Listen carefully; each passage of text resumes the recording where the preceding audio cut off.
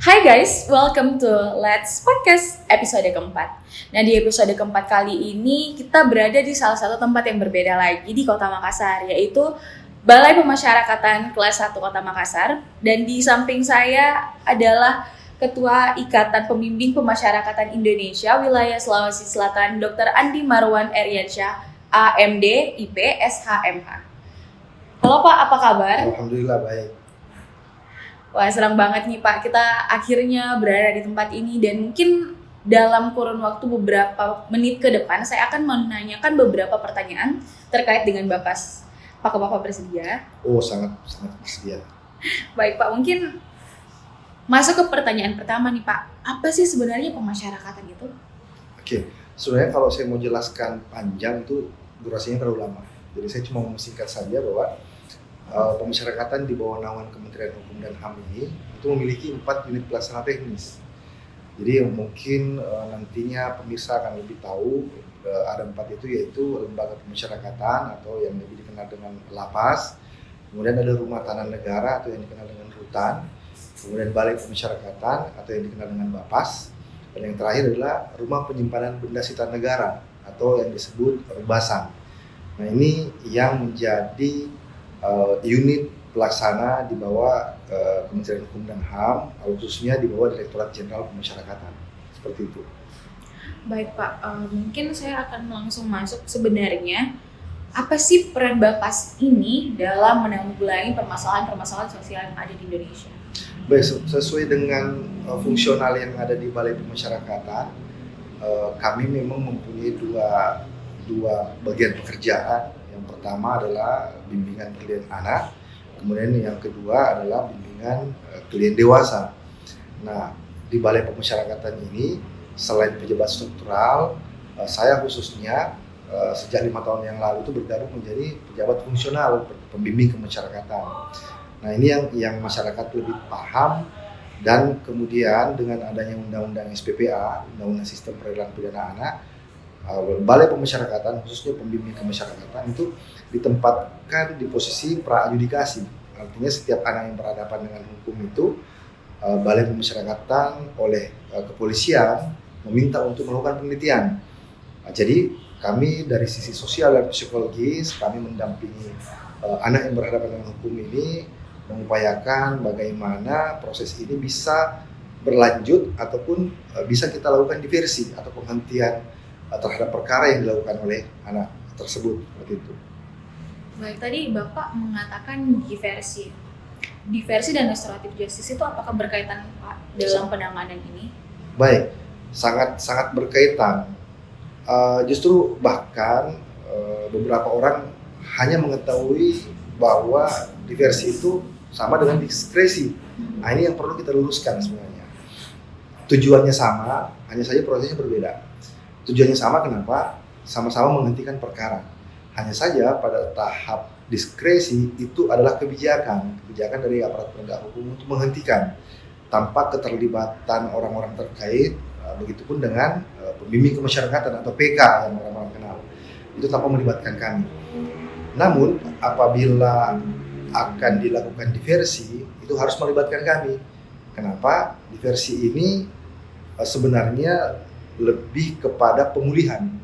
Artinya si pelanggar hukum ini, utamanya anak yang sekarang kami lakukan itu, yang diatur dengan undang-undang, itu harus mengakui dulu perbuatannya, kemudian sanggup mengganti segala kerugian yang dilakukan akibat tindak pidananya. Kemudian begitupun dari korban. Korban ini siap menerima, siap memaafkan, berikut dengan stakeholder terkait, entah itu unsur agama, unsur masyarakat, sehingga kesepakatan terjadi. Nah, inilah yang restoratif justice kehendaki sebenarnya, seperti itu. Kemudian mungkin kayaknya kita mengangkat terlalu jauh dulu ya Pak. Mungkin apa sih sebenarnya peran dan fungsi yang benar-benar dilakukan oleh Bapas untuk penanganan tersebut? Ya, Bapas jika kita melihat di tahap pra-adjudikasi memang hanya mendampingi anak. Hanya saja seperti yang saya sampaikan di awal bahwa kami juga memiliki bimbingan klien dewasa. Nah, ini akan berpengaruh terhadap pembinaan di dalam lapas. Nah, atau yang biasa kita kenal dengan pembinaan intramural maupun ekstramural. Bapas memiliki fungsi penelitian sehingga dapat memberikan rekomendasi kepada petugas lapas maupun rutan bagaimana tahanannya diberikan pelayanan, kemudian bagaimana narapidana yang telah ingkrah oleh pengadilan kemudian diberikan pembinaan di dalam. Nah, khususnya terhadap pembinaan baik kepribadian maupun kemandirian itu harus melalui litmas yang dilakukan Bapas, karena pekerjaan kami itu lebih banyak kepada pendekatan sosial dan psikologisnya, sehingga pada saatnya nanti si narapidana akan menjalani asimilasi maupun integrasi, dia telah siap, dia telah berubah, sehingga masyarakat pun dapat menerima dengan baik, dan si warga binaan atau narapidana yang lebih kita kenal itu tidak hanya berguna tapi bermanfaat bagi lingkungan masyarakatnya, seperti itu. Oh, baik Pak. Tadi Bapak bilang Bapak akan memberikan rekomendasi kepada orang-orang yang ada di rutan tersebut. Bagaimana sebaiknya mereka melakukan treatment ya terhadap warga binaan yang ada di sana. Namun saya mau bertanya lebih spesifik lagi nih Pak. Apakah sebelum adanya Bapas ini, rutan-rutan di Indonesia kurang manusiawi kepada orang-orang atau warga binaan? Ya, ini pertanyaan baik sebenarnya. Jadi sebelum 65, sebelum 64, pemasyarakatan itu masih menggunakan istilah sistem kepenjaraan, yang mana pemasyarakatan itu zaman dulu ya, sistem penjara itu melihat seorang pelanggar hukum adalah penjahat. Jadi mereka disiksa, mereka harus mengikuti kegiatan tanpa ada bayaran, kemudian mereka hilang segala-galanya. Dia hilang kemerdekaan, hilang hubungan, hilang kemerdekaan bergerak dan lain sebagainya. Nah, semenjak tahun 64 yang dicetuskan oleh Dr. Saharjo pada saat itu, tentunya dirumuskan oleh Bapak Bahrudin Soebroto, beliau merubah sistem penjara itu menjadi sistem pemasyarakatan. Kenapa? Karena kita melihat bahwa seseorang yang melakukan tindak pidana itu bukan penjahat lagi, melainkan orang yang memiliki keretakan hubungan sosial, baik secara individual maupun secara lingkungan, gitu kan? Sehingga pada saat mereka menjalani pidana harus diberikan kebutuhan-kebutuhannya, sehingga dengan pendekatan pembinaan yang diberikan nantinya dia akan keluar, yang nantinya akan keluar tidak lagi menjadi residivis begitu. Seperti itu yang diharapkan pemasyarakatan. Sehingga jika kita melihat atau mendengar istilah restoratif justice yang saat ini booming, itu sebenarnya sudah kita akomodir di tahun 64 itu dengan program reintegrasi sosial yang dilakukan oleh pemasyarakatan, kemudian dengan rehabilitasi gitu kan, dengan melakukan asimilasi terhadap warga binaan. Itulah salah satu bentuk restoratif justice dalam sistem pemasyarakatan, seperti itu. Kemudian tadi Bapak mengatakan bahwa mereka sebenarnya itu melakukan kejahatan karena nggak sesuai aja dengan masyarakat yang ada. Berarti ada disintegrasi sosial yang terjadi di sana. Kemudian Bapak berkeinginan ketika mereka bebas, disharmonisasi antara mereka dan masyarakatnya itu hilang. Kemudian cara-cara apa yang dilakukan Bapas agar ketika mereka keluar, mereka bisa menjadi the best version of themselves? Ya, jadi memang setelah mereka menjalani pidana, seperti dijelaskan di KUHP bahwa pada 2/3 masa pidana yang dijalani, mereka dapat melakukan pembebasan bersyarat. Nah, sebelum mereka lakukan, Bapas kembali oleh PK, kami kembali turun melakukan penelitian kembali, melakukan pendekatan kepada masyarakat, bukan hanya masyarakat tempat tinggalnya ya. Jika terdapat korban, kita mendatangi korban, sampaikan bahwa pelaku tindak pidana ini akan dibebaskan secara bersyarat karena telah menjalani pidana dan pembinaan dengan penilaian bagus.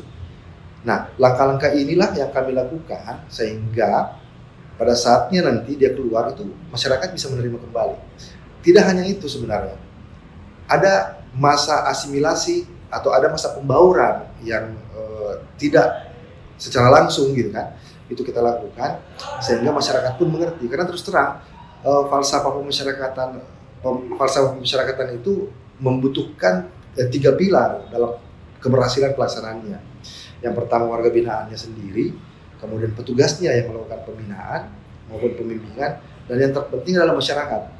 Jadi 3 unsur ini harus saling terkait, saling membantu, saling sinergi, sehingga program-program yang ada di lapas maupun di rutan dan setelah warga binaan tersebut melakukan integrasi sosial, itu bisa betul-betul membaur, bahkan diharapkan dia akan lebih baik dari sebelumnya. Ini meskipun sebenarnya kesannya agak nonsen, kan? Tapi itu sudah terbukti dan negara mengharapkan seperti itu sebenarnya. Oke, tadi Bapak mengatakan terbukti. How many percent is that? Kalau presentasi sebenarnya saya akan membalik sebenarnya. Saya akan mempresentasikan berapa jumlah residivisme yang terjadi. Nah, saya mau ambil contoh nih. 2020 kemarin kita melakukan asimilasi rumah dengan peraturan menteri waktu itu. Untuk wilayah Bapas Makassar yang memiliki kurang lebih 3.000 yang kita keluarkan waktu itu, tingkat residivisme itu tidak sampai 1%. Itu cuma 0, sekian persen. Data yang saya dapat terakhir itu tidak sampai 100 orang yang melakukan tindak pidana kembali. Artinya, jika kita melihat secara general, ya bisa kita katakan itu keberhasilan. Saya anggap contoh begini, dari 100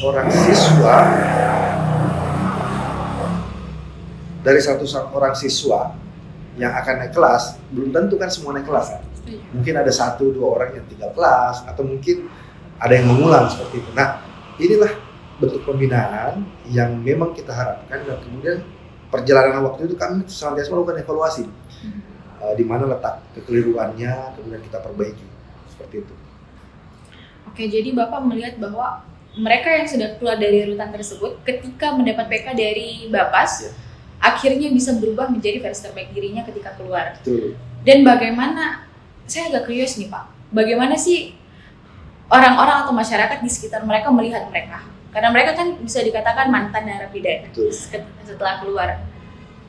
Ya, jadi memang teori labeling memang susah, gitu kan. Kemudian memang masyarakat kita, bahkan beberapa negara kita pun punitif sebenarnya melihat itu. Tapi karena memang tujuan undang-undang atau tujuan pemasyarakatan seperti itu, falsafahnya pun seperti itu, yang mau tidak mau, kami selaku pembimbing kemasyarakatan yang harus meyakinkan mereka. Meyakinkannya gimana? Tidak hanya sekali kami datang. Jadi sebelum dia keluar itu beberapa kali kami mendatangi, kami memperkenalkan diri, kemudian kami melibatkan pemerintah. Karena bagaimanapun warga binaan itu adalah masyarakat dari ya bupati, wali kota maupun gubernur. Jadi kami mengembalikan ke situ. Karena beberapa banyak warga binaan yang akan bebas di tempat yang bersangkutan gitu. Atau bahkan lebih strike point-nya lagi, kami mendatangi kepala desa maupun lurah atau bahkan camat. Kami sampaikan bahwa ada beberapa narapidana yang akan kami keluarkan dan akan bermukim di wilayah Bapak. Nah, kami memang meminta support juga dari mereka, jadi saling sinergi sehingga masyarakat pun paham dan menerima warga binaan tersebut. Gitu. Apakah Bapak pernah mendapatkan penolakan dari warga terhadap mereka? Pernah. Dan bagaimana Bapak menangani? Pernah. Bagaimana cara kita mendekatkan diri, kemudian bagaimana cara kita menjelaskan, dan level itu sebenarnya yang menolak itu biasanya di level bawah. Level bawah itu dalam artinya saya mungkin sebut langsung, terkadang RT, ketua RT, ketua RW itu menolak. Alhasil kami harus melangkah ke atasnya, karena memang anggap contoh lah, di Makassar ini punya tagline jaga ya anak tak gitu kan. Kemudian ada tagline baru yang Pak Wali Kota cetuskan, nah itu yang kita pergunakan. Sehingga begitu kita masuk ke lurah, kemudian ke camat, itu pasti nyambung. Dan memang terus terang, bagaimanapun masyarakat itu ya masyarakatnya mereka gitu. Kami ini hanya membantu untuk memulihkan hubungan mereka itu. Seperti falsafah pemasyarakatan, melakukan pemulihan terhadap hubungan kehidupan mereka itu. Nah, itu yang kita harapkan sehingga tidak ada lagi terjadi residivisme atau pengulangan tindak pidana oleh yang bersangkutan seperti itu. Ketika pemulangan tindak pidana yang terjadi, apakah Bapak tetap berperan penting di dalam atau tidak? Betul. Jadi ada beberapa syarat yang dilanggar oleh mereka. Jadi ada yang namanya syarat umum dan ada yang syarat khusus. Nah, jika informasi itu kami dapatkan, kemudian meskipun belum dilaporkan ya, belum dilaporkan ke kepolisian, kemudian ada masyarakat yang mengeluh tentang itu, kami turun, kami menggali, kami nasihati. Nah, kalau memang dia belum dilaporkan, itu kami jadikan suatu gertakan lah seperti itu. Nah, kita sampaikan bahwa awas kalau Anda melakukan lagi, masyarakat akan melaporkan Anda ke kepolisian. Nah, begitu masyarakat melaporkan ke kepolisian, berarti integrasi Anda akan dicabut. Itu terjadi dan saya pribadi itu dalam kurun waktu 5 tahun saya berkecimpung di dunia pembimbing kemasyarakatan, tidak lebih dari 10 klien atau 10 orang dari 100 lebih klien saya itu saya masukkan kembali karena memang dia tidak mau berubah gitu. Oke, ada yang tidak mau berubah ini. Kemudian kembali ke hal yang pertama tadi, dikatakan bahwa ada 50-50% kemungkinan mereka bisa berubah diri. Nah, untuk mereka yang nggak bisa merubah diri ini, apa yang akan dilakukan? Dia sebenarnya gini, begitu dia masuk kembali, dia pasti sudah mulai down. Dia pasti sudah mulai bahwa, oh betul program ini berjalan. Jadi memang harus ada satu contoh, sehingga teman-teman mereka yang lain itu kita jadikan. Jadi kita menyampaikan bahwa ini contohnya si A nih, dia melanggar program pembebasan bersyarat. Nah, kalau Anda juga melakukan, maka Anda akan seperti dia. Itu sebenarnya menjadi trigger untuk bukan menakuti ya, tapi memberikan contoh ya, memberikan edukasi ke mereka bahwa apabila Anda tidak harmonis lagi dengan masyarakat bisa melaporkan. Sehingga jika Anda terdaftar di laporan kepolisian, maka berapa lama Anda di luar itu Anda akan menjalani kembali di dalam. Karena sifatnya itu tidak memotong masa pidana. Itu tidak memotong masa pidana. Karena namanya pembebasan bersyarat ya. Seperti itu. Kemudian kita terlalu banyak bicara yang tentang di luar lapas. Mungkin di luar rutan tersebut. Tapi saya mau bertanya Pak, di dalam rutan ini sebenarnya saya mendengar banyak desas-desus, mulai dari adanya kong kali kong jahat di dalam, adanya penyelundupan narkoba, dan hal-hal lain yang menurut saya agak ke-trigger gitu. Mulai sampai ada yang namanya pembunuhan juga di dalam. Ya. Apakah itu benar-benar terjadi? Ya, saya mau sampaikan bahwa lapas dan rutan itu adalah miniatur kecil negara. Jadi apa yang terjadi di luar, itu terjadi di dalam. Hanya saja kita juga tidak boleh mengantipati gitu kan. Tidak boleh menafikan bahwa kejadian itu pasti ada pemicunya seperti itu. Nah, hanya saja perbuatan di dalam itu meskipun itu miniatur negara, dia pasti lebih kecil. Pasti lebih kecil. Nah, anggap contoh begini. Terjadi beberapa tempat ada pembakaran, gitu kan. Kemudian ada pelarian, bahkan ada pembunuhan, bahkan peredaran narkoba ada. Nah, ini tidak terlepas dari sumber daya manusia yang ada di dalam. Jadi tidak boleh juga kita menggeneralisir bahwa semua lapas rutan seperti itu. Karena kalau kita mempresentasikan pun itu tidak sampai 10% terjadi. Anggaplah pelarian.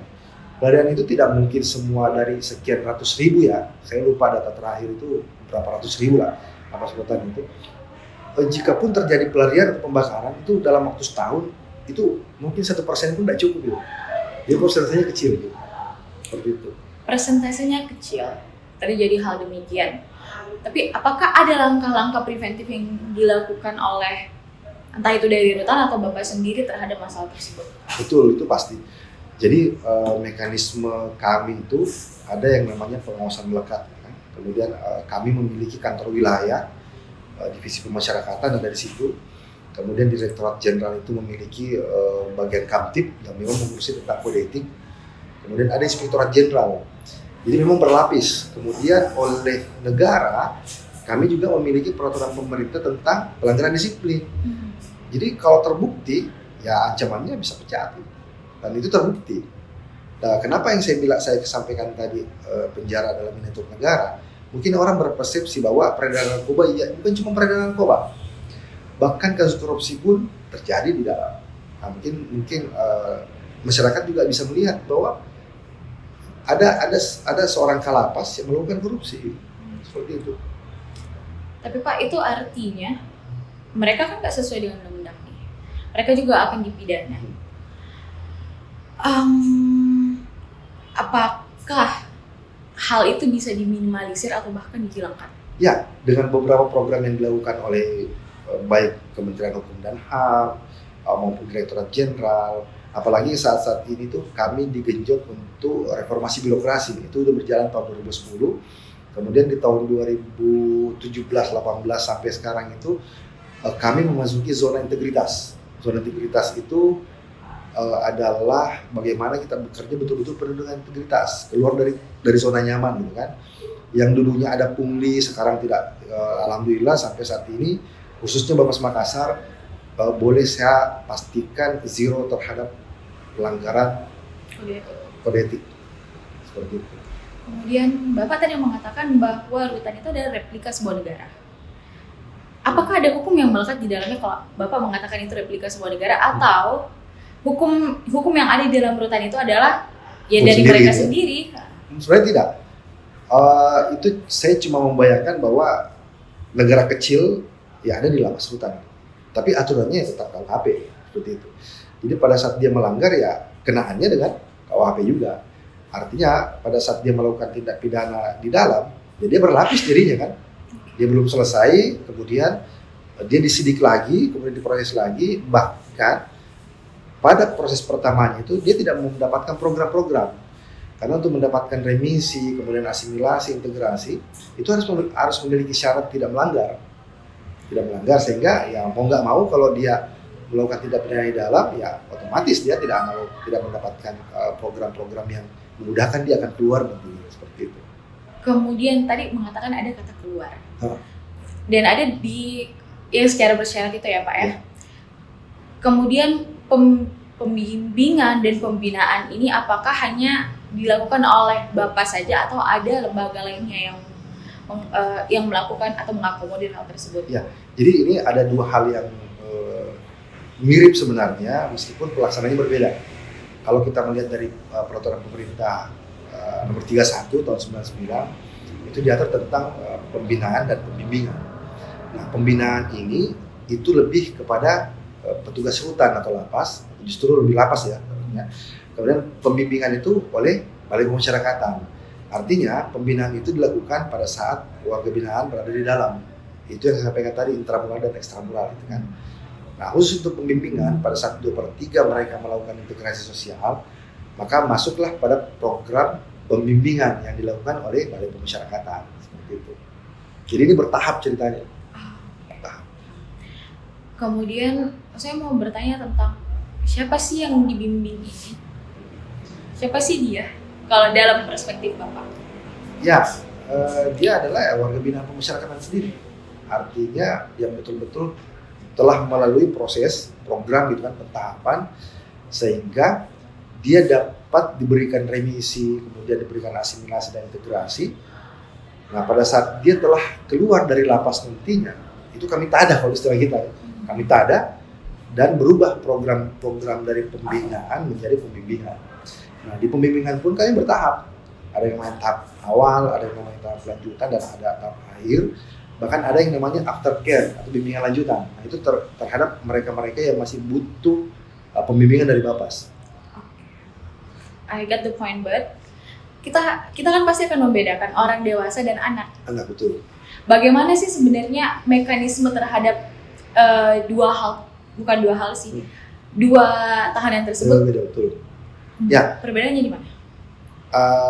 Khusus untuk anak memang terkait dengan undang-undang, sesuai dengan undang-undang SPPH, mereka memang kami dampingi pada tahap prajudikasi.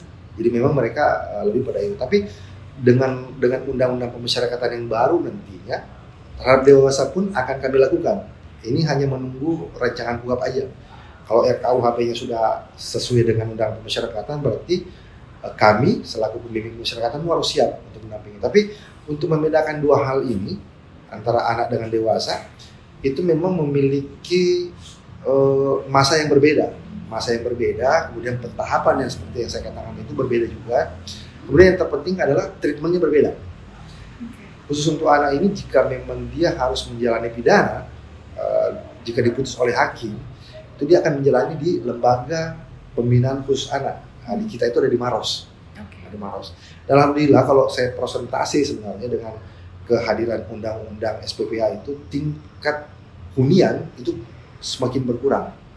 Nah, harapan kami memang dengan undang-undang pemasyarakatan yang baru nomor 22 tahun 2022, kemudian mudah-mudahan pun nantinya RKUHP akan sejalan dengan itu, mungkin seperti istilah orang-orang keadilan restoratif justice itu bisa kita penuhi.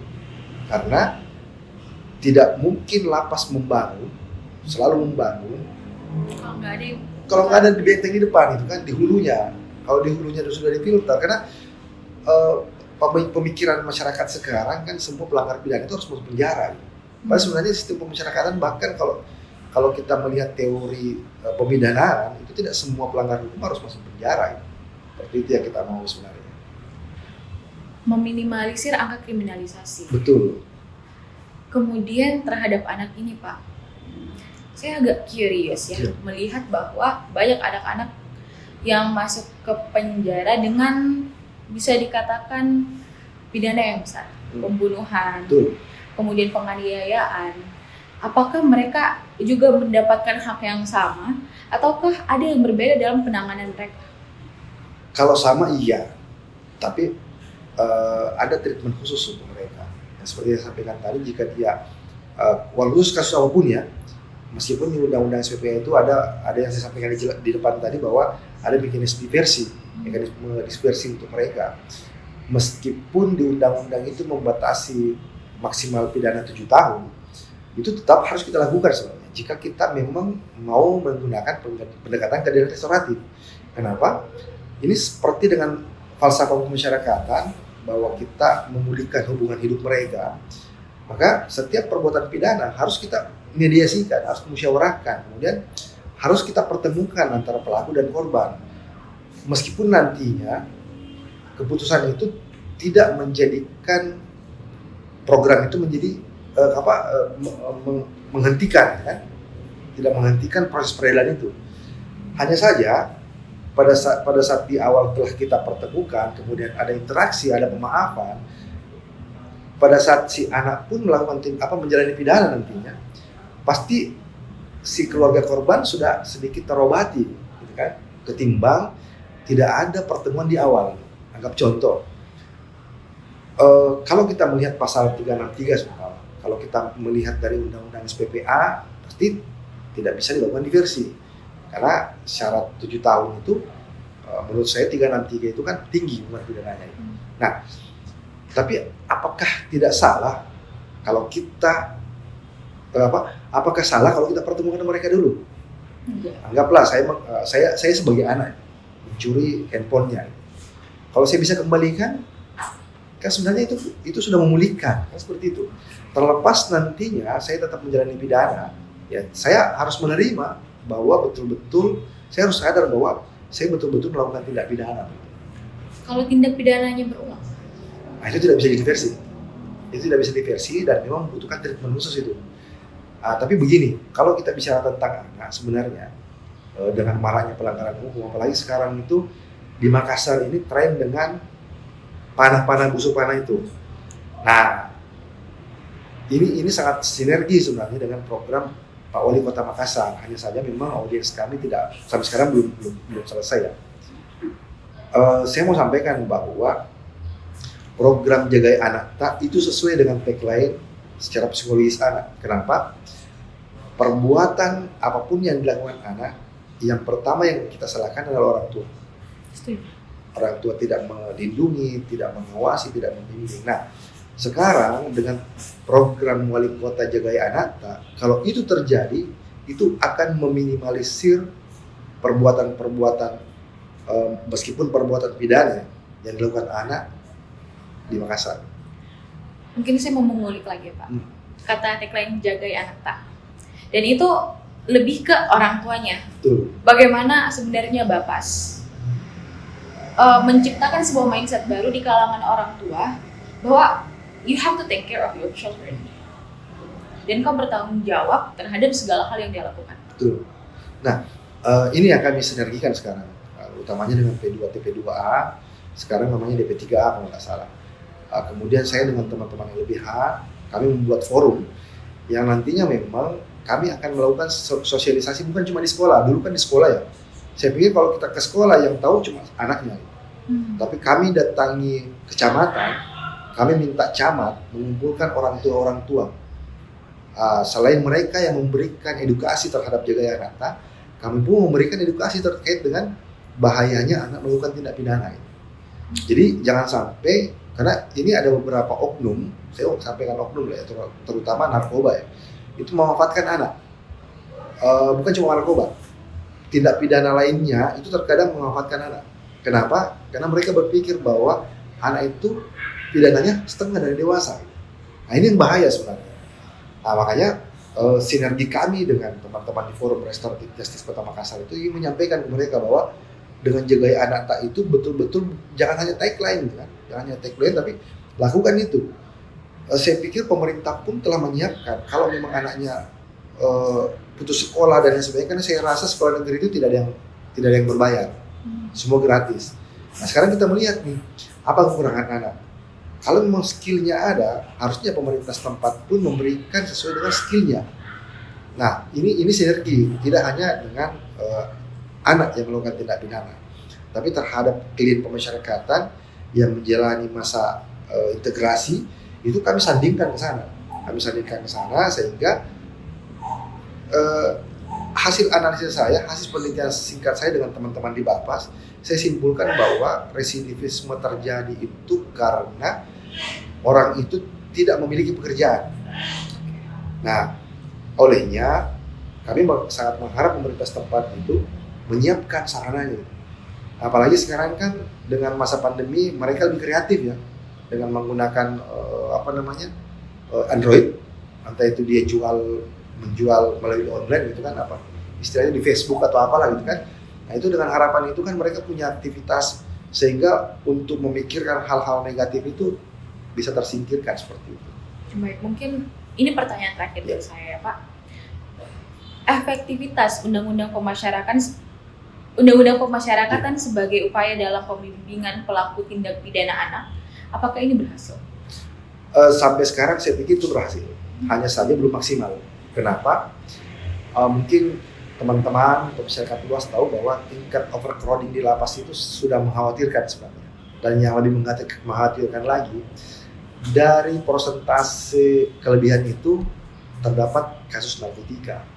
Ini yang akan saya bicarakan dengan teman-teman LBH, sehingga kami menggandeng APH pun dengan pemerintah setempat, karena undang-undang kan sudah menjelaskan sebenarnya pada saat orang melakukan penyalahgunaan narkotika kategori pengguna, harusnya kan tidak dipenjara, harusnya direhabilitasi. Nah ini juga orang belum tahu nih, karena orang-orang pikir bahwa rehabilitasi itu berbayar, padahal setahu saya rehabilitasi yang ada di Badoka itu gratis, dan itu mereka justru menunggu orang yang datang untuk direhab. Nah karena saya pikir apabila dia masuk dalam penjara itu akan 2 kali lebih merusak, seperti itu. Baik, terima kasih Pak atas penjelasan yang sangat komprehensif. Do you have any words for all viewers of this podcast? Baik, saya cuma berpesan kepada masyarakat, utamanya kalau kita bicara tentang anak, ayolah para orang tua sesuai tagline wali kota, jaga anak tak, betul-betul kita harus menjaga itu. Tidak hanya melahirkan, kemudian melihat dia keluar ke sana kemari, tapi betul-betul memperhatikan, utamanya pendidikan. Kemudian saya berpesan kepada teman-teman pembimbing kemasyarakatan seluruh Indonesia, pahamilah apa yang menjadi kerja kita, karena kerja kita ini bukan hanya berguna untuk masyarakat, tetapi menjadi pahala bagi kita di akhirat kelak. Terima kasih.